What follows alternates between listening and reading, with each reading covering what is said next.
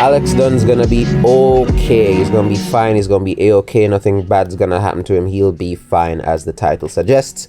Alex Dunne and McLaren have mutually agreed to separate for the remainder of the Formula 2 season. He was not dropped.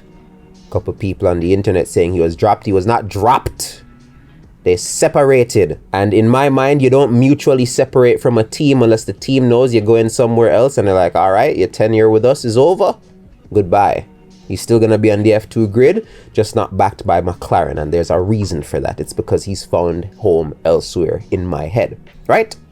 Let's do a little bit of background check. Alex Dunne joined the F3 grid for MP last year. He finished 14th in the championship. 2 podiums. It wasn't the craziest season in the world. On face value, it was probably a terrible season, but I'm sure he showed something because McLaren signed him as a junior driver in May of 2024. And despite a somewhat mediocre F3 season on paper, Alex Dunne still went to F2, and it was in F2 where people saw what he was truly made of. This guy has 2 wins, 2 poles, 2 fastest laps.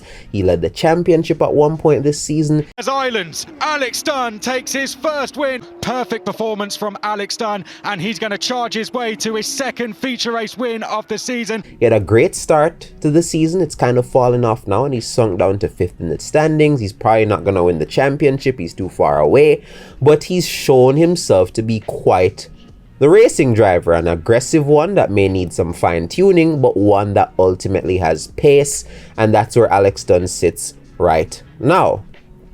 So why separate? The rumor is that he's going to Red Bull. The rumor is that he's going to Red Bull, and if you ask me, Red Bull's a very good place to be right now, because outside of Max Verstappen, ain't nobody really guaranteed, man. I think maybe Hajar is virtually guaranteed. He's done very well this season. He has the podium. But Lawson, Tsunoda, still unknowns. And when you have unknowns, being a junior driver is a great place to be, because if those unknowns get kicked, they're going to be looking at you to put in the seat. Now, mind you, I do not think Alex Dunne will be in a Formula 1 seat full-time in 2026. Heavens, no. That's not what this is about at all. I actually think it is better for Alex Dunne to be on the sidelines in F2 next year as a junior for Red Bull, as opposed to getting the trial by fire seat in 2026 where he's not ready and he makes mistakes and they're like, oh, well, I guess we don't need you anymore. No, I don't want that for him. If Alex Dunne does join Red Bull for 2026 and he goes into F2, his job will be to be the best Red Bull Junior there is.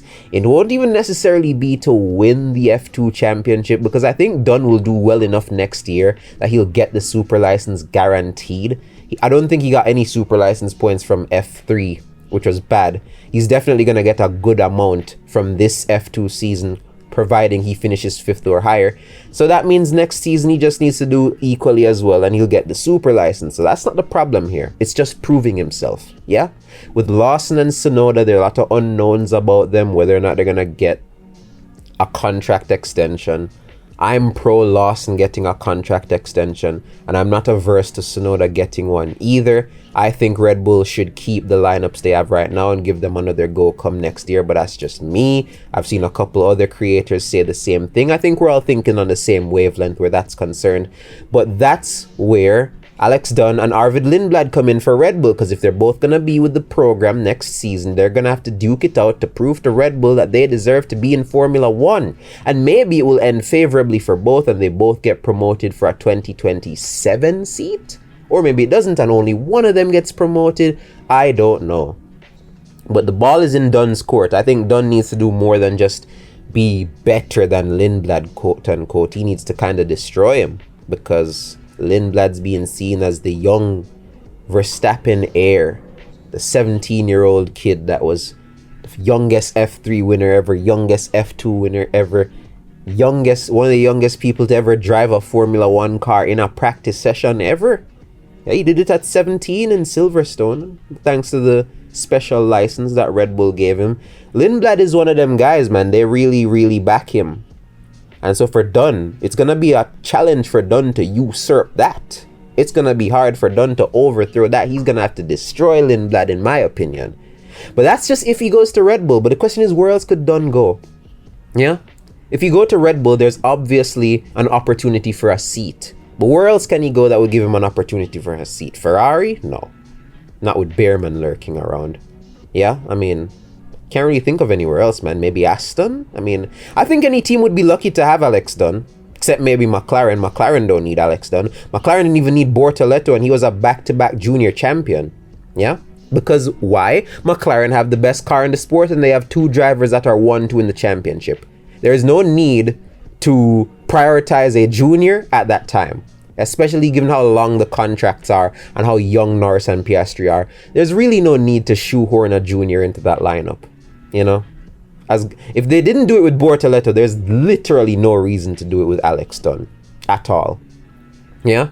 Bortoleto got his opportunity with Sauber, because one key thing is people think because you're with a team and you're a junior driver for a team means you're going to go to that team. No. They give you the platform, they give you the backing, but it's up to you to prove yourself to the whole grid so that if the team's in a position where they can't get you, another team that wants to get you will get you.